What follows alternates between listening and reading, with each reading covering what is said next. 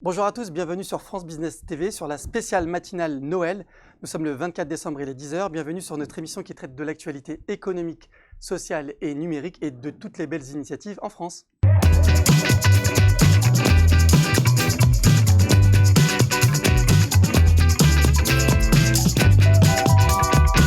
Au programme de ce jour, entrepreneuriat, leadership, engagement, solidarité. Autant de sujets que j'ai la chance de traiter avec nos deux invités du jour. Pour commencer, Jean-Claude Cahanet, bonjour. Bonjour. Alors Jean-Claude Cahanet, vous avez un beau parcours, vous êtes chef étoilé de l'Auberge du Saint-Père dans le 93 et vous avez un vrai parcours dans la restauration sur lequel nous aurons l'occasion de revenir. Merci d'être parmi nous. Et Loïc Leclerc, bonjour. Bonjour. Alors Loïc, vous avez aussi un très beau parcours, vous êtes directeur de la fondation PwC France Maghreb et avocat président de PwC, société avocat, donc spécialisée dans la fiscalité des entreprises. Nous reviendrons sur vos actualités tout à l'heure. Merci aussi d'être parmi nous. Avec plaisir. Pour commencer Jean-Claude, alors vous avez un beau parcours, vous êtes quelqu'un de combatif, c'est l'esprit de l'émission, l'esprit de Noël, de montrer des beaux succès, des beaux parcours. Parlez-nous un petit peu de votre parcours Jean-Claude, comment vous en êtes arrivé là, à devenir un chef étoilé reconnu? Ça part de petit. En fait, lorsqu'on démarre avec pas beaucoup de bagages, soit on s'effondre, soit on rebondit et on essaie de grandir. Non, c'est un parcours où l'école, c'était pas trop mon truc. Voilà.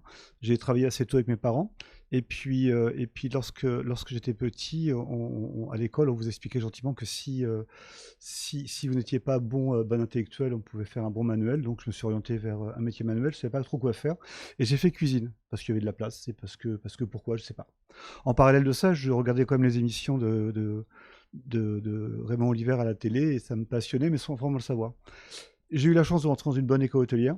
J'ai eu un très bon maître d'apprentissage. C'était dur, même très dur. C'était en quelle année ça, Jean-Claude? Ça, c'était en 82. Ça ne nous rajeunit pas. Non, c'était hier. Hein. C'était hier. Et à quelques cheveux près. Et donc de là, ce chef m'a pris en main et m'a donné ma chance parce que j'étais pas motivé, j'avais pas d'intérêt à quoi que ce soit. Je faisais partie de ces jeunes qui n'avaient pas spécialement d'avenir et ainsi de suite. Et de là, en me prenant en main, il m'a coaché. Et jusqu'à l'âge de 26 ans, il m'a encadré. Alors, j'avais une liberté naturellement. Après, à 21 ans, il m'a envoyé au Japon. J'ai passé un examen avec brio, le concours meilleur apprenti de France. J'ai eu la chance de ne pas faire l'armée, donc j'ai gagné une année. Et parce que vous étiez en activité? Parce qu'ils étaient en sureffectif surtout. C'est aussi une cause. Et moi, ça m'allait très bien. Et à l'époque, j'étais dans un 2 étoiles au Michelin et c'était génial pour moi. Et puis ensuite, très tôt, je suis rentré chef dans un restaurant à Meudon, Relais des Gardes. Et puis de là, après, c'est parti. Et l'histoire a commencé donc après toute cette belle aventure. Le Japon, ça vous a permis quoi là, de devenir plus méticuleux sur les gestes, sur la technicité? Je suis allé 2 fois au Japon. La première fois, j'avais 20 ans, je représentais les chefs. Et je me suis rendu compte qu'en fait, on était bien différents. Par rapport à quoi là, justement? Par tout. rapport à l'approche culinaire? Par rapport à tout. Il y a une hiérarchie qui est phénoménale. Alors je pensais qu'on était dur en France, mais là-bas, c'était quand même autre chose. J'étais beaucoup trop jeune. Et puis ils ont demandé trop. C'était vraiment très compliqué. Et je faisais partie, étant jeune, je représentais des chefs. Donc il n'y avait pas un respect qui était à l'égal de ce que je faisais. La deuxième fois, je suis allé à 42 ans, c'était complètement différent. Là, je mettais en place mes recettes, j'étais chef étoilé, j'étais maître cuisinier de France, c'était très bien. Il y avait un beau retour Voilà, d'expérience. exactement. Alors justement, Loïc, donc au retour d'expérience, est-ce que vous pouvez nous présenter le cabinet de conseil PwC que tout le monde ne connaît pas forcément? Oui, bien sûr, Ali. De façon assez succincte, donc PwC France Maghreb, c'est un cabinet de conseil, d'audit et d'expertise juridique et fiscale. On accompagne les entreprises dans des problématiques, je dirais, quotidiennes, au day-to-day, mais aussi sur des expertises plus spécifiques, notamment récemment comme la blockchain, la cybersécurité, la data, l'intelligence artificielle, le conseil en management et aussi le développement durable et toutes les thématiques autour de la RSE. Donc des expertises très larges. On est 6000 personnes, dans notamment 24 villes en France et présent dans 3 territoires au Maghreb. Et puis dans le monde, PwC plus largement, parce qu'on fait partie d'un réseau international. Ça représente... on est présent dans 155 pays Et on est 284 000 collaborateurs, donc effectivement une puissance de frappe assez importante à l'international. Au niveau français, on a une ambition claire au niveau du cabinet qui est de contribuer à réconcilier l'entreprise, l'économie et la société en mettant l'humain au cœur de notre stratégie. Et je pense qu'on y reviendra parce que c'est aussi pour ça que la Fondation a été créée et a vocation à porter cette stratégie dans l'entreprise. Justement, on parle de l'humain, de mettre au cœur l'humain. Donc, on va revenir sur vous, Jean-Claude Cahanet, sur l'humain. Alors, on est en pleine crise Covid, mais on est ici pour donner aussi les belles initiatives pendant cette crise. Pendant la fermeture des restaurants, vous êtes devenu traiteur, ce qui n'était pas, vous n'étiez pas prédestiné à ce rôle. Apparemment, ça marche plutôt bien. Vous dormez pas beaucoup, mais justement, c'est lié. Comment se passe votre activité et quel succès vous rencontrez sur ce sujet? Je reviens d'abord sur l'humain et l'entreprise. En restauration, surtout en gastronomie, l'humain est important, mais je dis toujours qu'on est au 19e siècle sur la façon d'aborder l'ordre, la hiérarchie, la rapidité. Enfin, je reconnais qu'on est en décalage. On a un vrai décalage. Et alors, on suit. Alors, c'est une petite parenthèse, mais en plus, c'est d'actualité. On essaye de suivre, mais le drame, c'est qu'aujourd'hui, c'est peut-être la restauration qu'il faut peut-être revoir complètement si on veut changer les mentalités. Et l'humain est en place tout le temps parce qu'on aide toujours les jeunes quoi qu'il arrive, mais en apparence peut-être pas, et c'est pas toujours bien compris. Voilà. Bon, ça c'est un sujet qui est important parce que si on veut que la gastronomie française continue à rayonner, il faut qu'on continue mais moi le premier, hein, je dois aussi faire des efforts sur plein de choses, parce qu'on est habitué, on est formaté à ça, avec l'ordre, la hiérarchie, avec la rapidité des services, et il faut être en place, et puis chaque chef, au niveau de la hiérarchie aussi culinaire, avec les guides, on est sujet à une épée de Damoclès au-dessus de la tête avec les clientèles qui demandent tout le temps. On ne peut pas dire aux gens, excusez-nous, c'est la faute d'un tel, parce qu'ils s'en fichent, le problème de casting, ça ne nous regarde pas. Chaque client, et puis maintenant avec les armes comme les réseaux sociaux qui vous montent et vous démontent en rien de temps, c'est compliqué. Mais ça, c'est un sujet important si on veut que la France continue à rayonner. Il faut qu'on peut-être repense un peu la façon de diriger en cuisine. Voilà. Et pour en venir au traiteur, là, oui, c'était pas une belle histoire au départ. Parce que enfin, après, on voit toujours sa propre personnalité. J'avais un endettement colossal par rapport à des travaux, par rapport à des rachats. Et le Covid est tombé juste au moment où il fallait pas, mais je pense pour tout le monde d'ailleurs. Et j'ai été une enveloppe vide, complètement vide, parce que je me suis retrouvé, alors qu'en général, je rebondis assez vite. Mais là, et en plus, il a fallu, et je n'arrivais pas à comprendre comment mettre ma cuisine. Alors, on est 6, entre 6 et 8 en cuisine, à travailler à 35 couverts, à faire une finalité, une cuisine d'instant. Et comment arriver à faire cette cuisine d'instant sans mettre à contribution le client dans une boîte. C'était impossible. C'est un vrai challenge. Mais c'était pas une challenge, c'était improbable. Mais je me suis dit, mais comment? En plus, ils vont tout louper, ça va être de ma faute. Enfin, je dormais pas, quoi. Et puis après avec Puis c'était tout nouveau pour vous. Et complètement. On a toujours fait traiteur-restauration, c'est pas le problème. Vous arrivez, vous demandez, puisque vous connaissez la maison, vous pouvez faire des plats pour ça part en cocotte. Mais là, ça a pris une dimension phénoménale. Et avec le temps, donc on a repensé le système. Ma femme m'a beaucoup aidé, mais beaucoup. Et donc de là, j'ai repris mon personnel. Et là, l'équipe tourne complètement.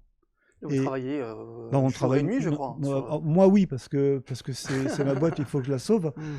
Mais l'équipe, non. Tout à l'heure, on parlait justement de trouver l'équilibre. Alors justement, l'équilibre, Loïc, est-ce que vous accompagnez justement les entreprises pendant cette crise à surmonter cette épreuve et comment, sur quels axes? Alors bien sûr qu'on les accompagne, pour rebondir sur les propos du chef, hein, sur la période Covid aussi, on a été obligé de se réinventer, c'est clair. Hein, donc on a la fondation qui existe depuis 2007, hein, donc c'est quelque chose qui existe depuis longtemps, et notre ambition d'être un acteur au cœur de la société existe depuis de nombreuses années, mais là, dans ce contexte particulier, cette sensation et sentiment d'urgence, il a fallu réinventer un peu la façon de procéder. Donc, parce qu'on souhaite engager nos équipes, hein, on disait 6000 collaborateurs, c'est pas simple. Hein, il y a eu donc le premier confinement notamment qui a été parfois pas facilement vécu par les équipes. Vous êtes en télétravail aujourd'hui, Loïc ? On est en télétravail, bien sûr, massif, donc il faut garder le lien, il faut garder du collectif. Et de ce point de vue, moi, ce que j'ai trouvé remarquable, hein, c'est l'engagement des équipes. Alors à la fois aux côtés de leurs clients pour les aider. On a aussi été aux côtés de l'État sur certains projets. Hein. On a d'ailleurs eu plus de 5000 heures de mécénat de compétences sur le Covid et une partie, je dirais, aux côtés de l'État pour les aider sur les aspects logistiques notamment.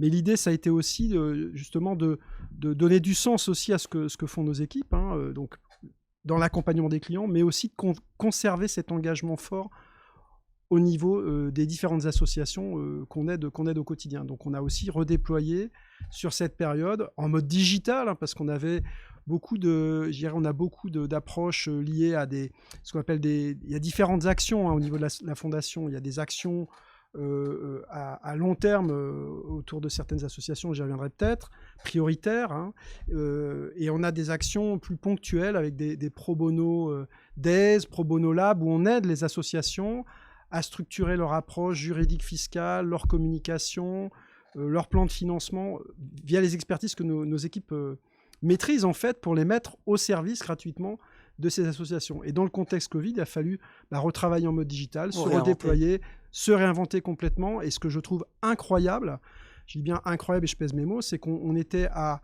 un engagement sur les heures de 10 000 heures en 2019, enfin sur l'exercice 2019 chez nous qui est de juin à juin, et là sur 2020 on est à 15 000, donc on a fait une croissance de 50% d'engagement de nos employés sur ces actions solidaires et sociétales, et donc on espère qu'on va porter les chiffres à 20 000 bien sûr, mais je trouve qu'il y a une résilience et il y a une volonté aussi d'aller retrouver du sens dans ce qu'on fait, et de soutenir les associations aussi qui ont été très bouleversées par cette crise sanitaire et économique. Alors justement, Loïc Leclerc, vous êtes une grande entreprise, PwC aujourd'hui, qui rayonne à la fois, vous l'avez dit, en France, au Maghreb, dans le monde. Est-ce que le fait d'insuffler ce sentiment de fraternité, de solidarité, c'est ce qui fait la différence aujourd'hui dans ces grands groupes pour avancer, pour donner le petit plus qui fait la différence avec les autres compétiteurs? On le voit, alors bon, c'est vrai qu'on ne le fait pas pour ça, pour être très clair, mais c'est vrai que c'est une réalité, et on voit qu'il y a une demande extrêmement forte de nos équipes, des jeunes générations, et je trouve ça formidable, je trouve ça très bien, et chez nous et chez nos clients d'ailleurs. Et ce qui est top, c'est qu'on se retrouve sur des projets communs. On a typiquement les associations qu'on a beaucoup poussées. Alors, c'est plus qu'une association, c'est l'Ascenseur, qui pour moi est un peu la station F du sociétal à Paris, hein, qui est proche de la place de la Bastille. Il y a une vingtaine d'associations uniquement dans le sociétal. Alors, ça va de l'Institut Télémac pour aider les jeunes au niveau de l'éducation, en passant par Mosaïque RH sur la diversité du recrutement, la Cravate Solidaire aussi, qui aide les plus démunis à trouver un emploi. Donc, nombreuses associations qui sont regroupées dans un immeuble à Bastille. Qui partagent un peu ces bonnes pratiques. Exactement, qui partagent ces bonnes pratiques.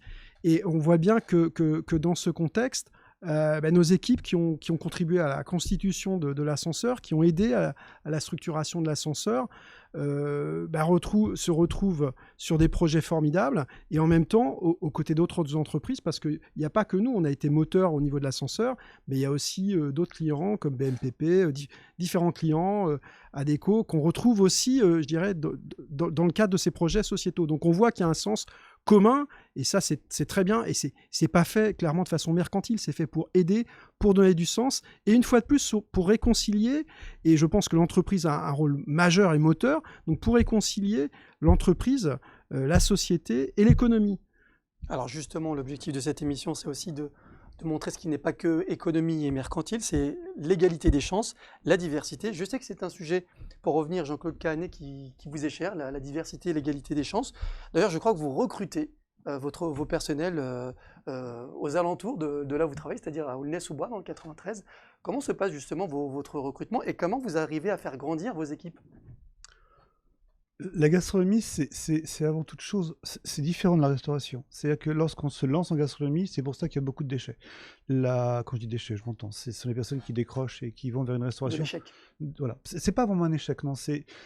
On est tous bercés d'illusions. On se voit. Moi, j'ai vu des parents, des parents d'apprentis, le jour de l'entretien pour la démarche donc l'apprentissage, venir avec un journal et avoir un Ducasse en couverture en me disant je veux que mon fils, en sortant de chez vous, se rapproche Enfin, c'est hallucinant quand même. C'est une ambition. Ça me faisait vraiment penser à très forte, l'époque de John Borg lorsqu'elle gagnait tous les tournois et les parents voulaient juste que les gamins fassent du tennis. Enfin, c'était un peu l'idée. Donc on a ça. C'est un peu pipé en plus avec toutes les émissions de télé qu'il y a, des grands chefs.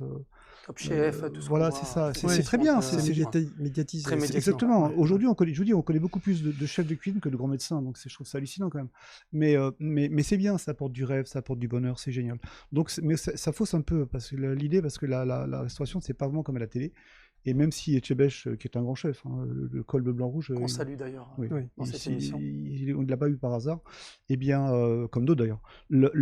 Ce que je veux dire par là, c'est que il a beau avoir un caractère en façade, c'est un nounours, mais les cuisines, c'est autre chose. Et en gastronomie, on n'est pas au service on est aussi d'une carrière, on est au service de. C'est vraiment un parcours compliqué parce que ça tient l'excellence, ça tient une rigueur qui est phénoménale. Mais tout le monde n'est pas préparé à ça et tout le monde ne veut pas non plus le faire.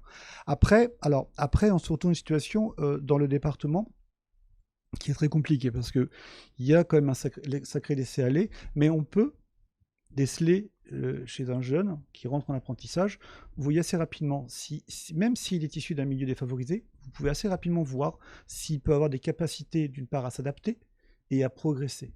Il n'y a aucun intérêt de le faire progresser s'il n'a pas une suite ou une perspective dans ce métier, ou du moins en gastronomie, il n'y a pas d'intérêt. Et vous arrivez à le détecter Oui, ça se voit assez rapidement. Dès son arrivée? Oui. En l'espace de 1 mois, vous pouvez voir si... quand je dis 1 mois, c'est le temps qu'il nous arrive petit. Près de ses marques. Moi, le dernier en date, il avait 15 ans. D'accord, ok. Ouais. Donc, ouais, 15 ans, il est à peine sorti du cocon et il faut... Voilà. Mhm. Après j'ai une jeune fille qui est rentrée là, il y a moins de 6 mois, 21 ans, volontaire, zéro notion, mais je vais l'emmener loin. La chance que l'on a dans nos petites maisons, après la restauration c'est très large, hein. Vous avez des grosses structures à 80 cuisiniers et vous avez des petites maisons comme la mienne. Moi je suis en cuisine tout le temps, matin, midi et soir. Donc, par définition, c'est pesant aussi pour les autres sûrement. Mais et en plus, je suis un chef salarié. Un chef patron. Engagé, vous voulez dire? Non, patron. Mais... Non, c'est important ce que je vais dire. Même si beaucoup de respect, parce que c'est un autre métier finalement, ou presque, ça se rapproche. Un chef patron, c'est un chef qui donne un salaire. C'est pas un chef qui en reçoit un. Et dans une cuisine, c'est hyper important. Je dénigre pas les autres, on est d'accord, hein, loin de là. Mais c'est complètement différent dans la perspective, dans la vue, dans l'économie du sujet, voilà. Et donc, c'est beaucoup plus compliqué d'avoir un chef patron. Que voilà, c'est plus pesant. Après, si vous êtes prédestiné à supporter un peu la pression, parce que c'est colossal la pression quand même dans une cuisine, et ben là vous pouvez y arriver. Effectivement, le 93, avec l'engagement de certains, avec ceci, voilà, l'éducation de certains aussi, c'est un peu compliqué, mais on en sort de très bons éléments. Vous y arrivez, et vous arrivez aussi à créer de beaux apprentis qui font de très belles recettes, très belles choses. Loïc, est-ce que vous voulez réagir par rapport justement, parce que je sais que la diversité et l'inclusion et le fait de détecter ces talents, c'est aussi un sujet qui tient à cœur à la Fondation, ici à PWC. Est-ce que vous voulez réagir par rapport à justement à ce parcours et puis à cette détection? Oui, parce que non, mais tout à fait, parce qu'en fait, ce que j'ai oublié de mentionner tout à l'heure, c'est qu'on a aussi déployé vis-à-vis de nos propres salariés, hein, nos équipes, on a déployé un programme d'upskilling sur tout ce qui était outils digitaux, hein, nouveaux outils d'analyse de la data, etc. Parce qu'on s'est rendu compte qu'il y avait un enjeu, et on sait qu'il y a une fracture du numérique, donc c'est pas, si des cabinets comme les nôtres sentent le besoin de le faire, on peut se dire que c'est encore plus grave certainement dans d'autres domaines et à d'autres endroits, hein. Mais l'idée aussi, c'est que nos équipes, elles redonnent ce qu'elles reçoivent, hein. C'est le propre de la Fondation. Et je voulais citer de ce point de vue un programme notamment, enfin il y a 2 choses qui me viennent à l'esprit. Il y a un programme très intéressant qui est le programme VPNP, Votre projet, notre projet, où justement on récompense, hein, par non pas des trophées uniquement, il y a des trophées bien sûr, mais il y a aussi des dons, hein, bien sûr, attachés au projet VPNP pour récompenser l'engagement de nos employés dans le cadre d'associations justement qui défendent, et généralement c'est sur la diversité et l'égalité des chances, c'est sur l'éducation, c'est sur l'inclusion. Et donc, on arrive via ce programme qui a quand même aidé, depuis qu'il a été créé en 2009, 130 associations. Il y a eu plus d'1 million de dons. On a notamment, on avait un très, très beau prix pour l'école du numérique Qu'on salue. de Solidaire des quartiers. Solidaire des quartiers, effectivement, un très beau programme à Sevran. Donc on a cet aspect-là. On encourage aussi, bien sûr, nos collaborateurs à aider.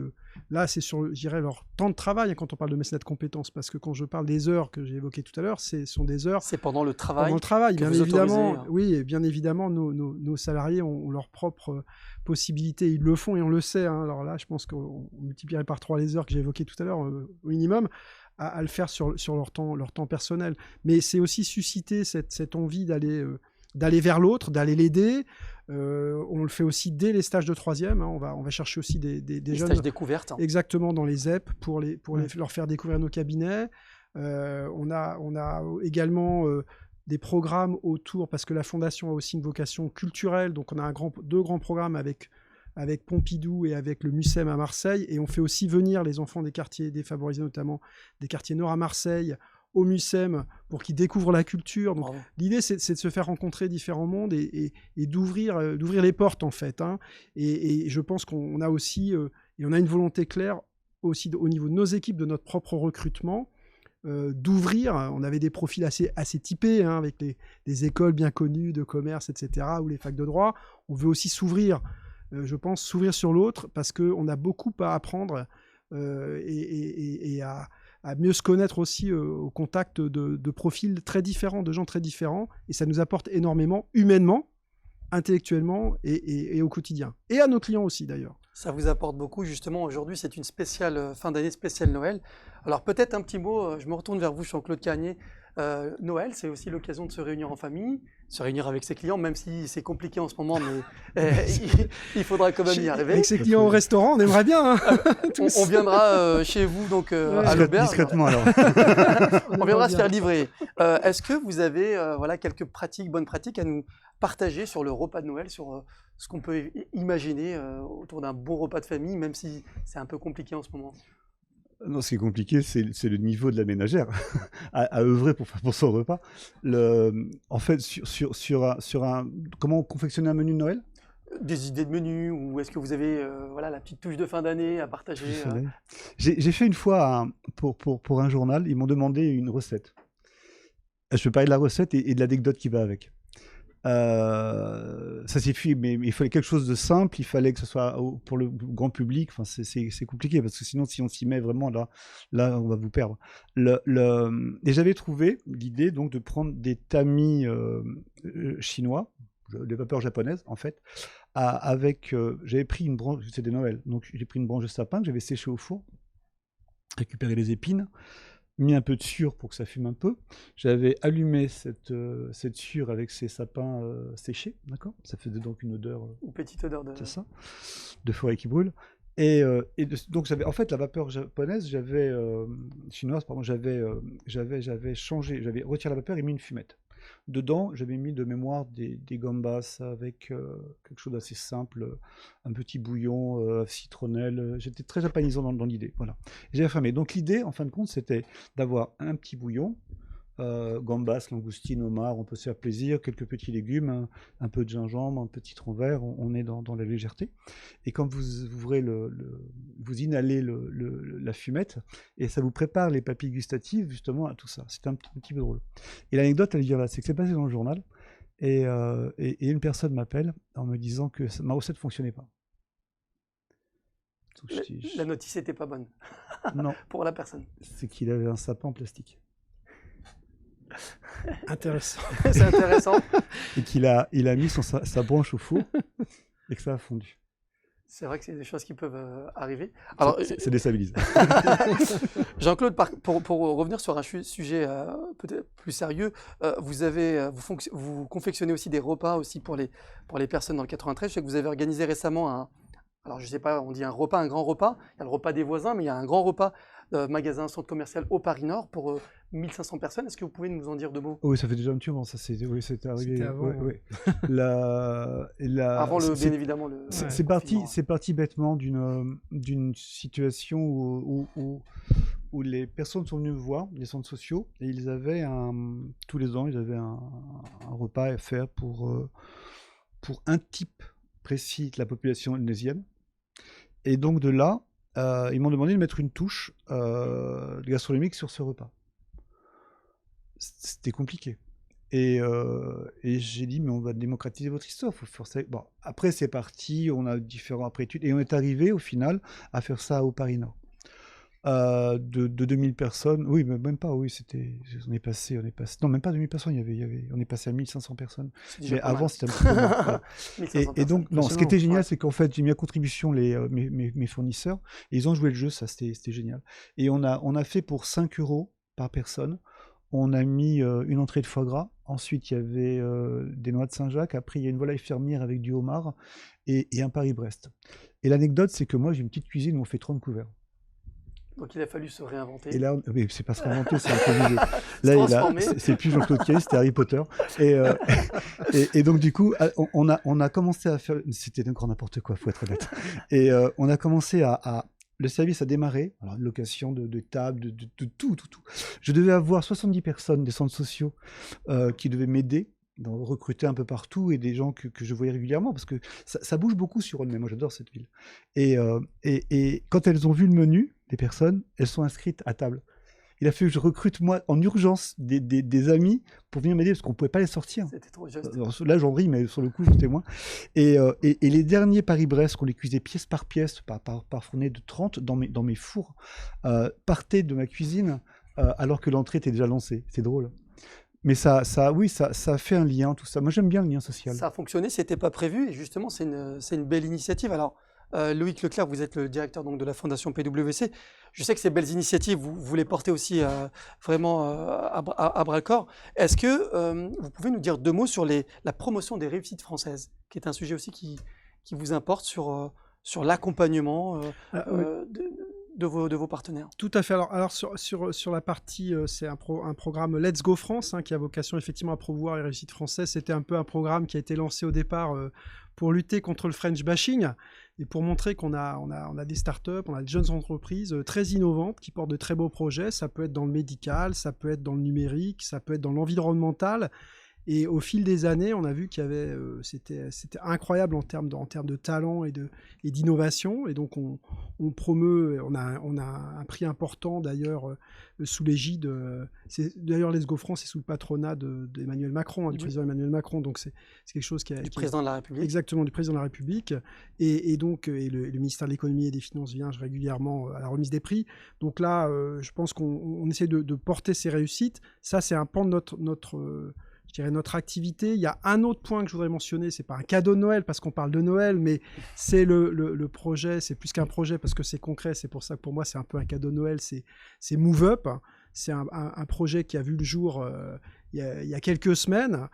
C'est parti de la rencontre de Bernard Guénier, le président de PWC France Maghreb, et puis de Stéphane Gatignou, l'ancien maire de Sevran, pour pouvoir, et c'est dans le 93 ça a commencé avec un premier pilote qui a été lancé de mémoire il y a environ 2 mois, Aubervilliers, qui a vocation à mettre en adéquation et à s'assurer qu'il y ait bien un job pour les gens qui sont en décrochage. Le décrochage en France, on ne se rend pas compte. Alors, c'est sur les 16-26 ans, c'est 2 millions de personnes.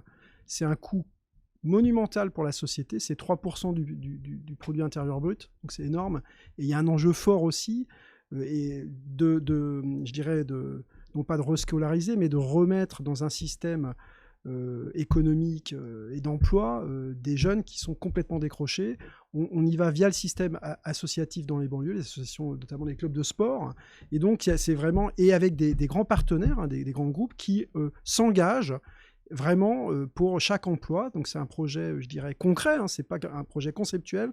Quand la personne est recrutée dans les associations, elle sait qu'à l'issue d'un parcours de formation, alors ça peut durer 1 an, un peu plus, elle aura un emploi très, très, très ferme, dans un CDI, dans une entreprise qui s'y est engagée au départ. Donc ça, je trouve que c'est un super projet parce que ça met de la cohérence. On voit que c'est parti aussi, je pense, être maire. Je sais que... je connais très bien voilà, Stéphane Gatignon, exactement. d'ailleurs on le salue, Exactement. un homme de combat. Je pense qu'on voit sur le terrain ce qui se passe, on voit aussi la puissance des associations, l'importance du sport aussi dans l'inclusion. Je pense que c'est un vecteur important, le sport. Et donc, in fine, aussi de ramener les entreprises et je dirais de reconnecter ces jeunes complètement décrochés avec le milieu d'entreprise. Je trouve que c'est un formidable projet. Au-delà des projets qu'on pousse, qui sont sur des opérations ponctuelles de collecte de jouets, on en a une à Rouen encore, puisque dans les régions aussi, nos bureaux sont très très actifs dans l'Ouest, à Lille, à Marseille, très engagés à Lyon, et donc il y a de très belles opérations. Donc là, on a fait une collecte de jouets très récemment, là on fait une collecte de denrées alimentaires, parce que dans ces périodes de fête aussi, il faut penser aux plus démunis. Absolument. Et donc la Fondation, c'est un mélange, comme vous l'avez vu, d'actions au long cours, auprès de grandes associations qu'on soutient dans la durée, d'actions plus ponctuelles, y compris sur des actions un peu en mode hackathon pour aider les associations à structurer leur approche, leur démarche, et à ce qu'elles rencontrent leurs mécènes aussi, qu'elles trouvent leurs mécènes pour avoir les fonds qui vont bien pour porter leurs projets, et puis aussi sur des choses comme ça qui sont assez innovantes, à la fois en poussant via Let's Go France sur des réussites françaises, mais aussi en essayant nous-mêmes de créer des projets un peu innovants. Alors justement, donc on salue l'ensemble de vos actions. On a reçu il y a quelques jours David Douillet, un grand sportif français qui reparlait de reconversion dans l'entrepreneuriat et qui donnait aussi un message très fort aux jeunes qui se cherchent un petit peu comme vous vous cherchez quand vous étiez plus jeune, justement à savoir on ne sait pas quoi faire. Et bien voilà, il ne faut rien lâcher, il faut aller au bout de ses rêves. L'émission touche à sa fin, messieurs, je vais vous poser à tous les deux la même question. Je vais commencer par vous, Jean-Claude Carnier. Quels sont vos enjeux pour cette nouvelle année et quel message vous voulez partager avec nos téléspectateurs? Les enjeux, déjà passer ce cap du Covid, de revenir parce qu'en fait il y aura un afflux de clients à la réouverture, même si on doute du 20 janvier. Mais il y aura aussi un après-Covid, ça c'est indéniable. Donc je sais pas, que ça revienne à peu près. La nourriture et le bon repas en France, ça reste ancré, donc là je suis pas vraiment inquiet, mais les sociétés, les voir venir à table, ça va être compliqué, je crois. Voilà. Et puis après, le reste, je sais. Un message positif, donc fin du Covid. Message positif, moi je suis un exemple en fait dans ma catégorie, c'est-à-dire qu'on part de rien, on s'accroche, on ne veut pas rester rien. Et puis j'ai eu un jour, j'ai fait deux choses ont marqué dans la vie. Et c'est pour ça que j'aime ce département. C'est un exemple, ça vaut ce que ça vaut, mais c'est important. Moi je suis athée, donc c'est l'importance. J'ai fait quelque chose pour un centre une fois, ils étaient 200 personnes. Au début, je devais les coacher juste au niveau culinaire, avec quelques idées. Au final, j'ai tout fait. Mais c'était adorable. Mais donc, du coup, j'ai craqué et j'ai tout fait.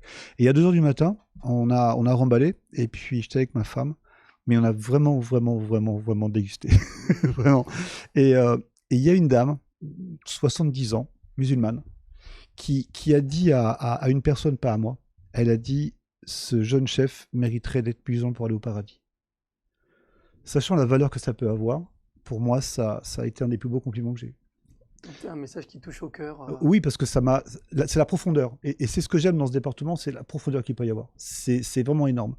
Je vous dis, moi, je viens de la Vallée-de-Chevreuse, donc c'est complètement différent là-bas. Une autre profondeur différente.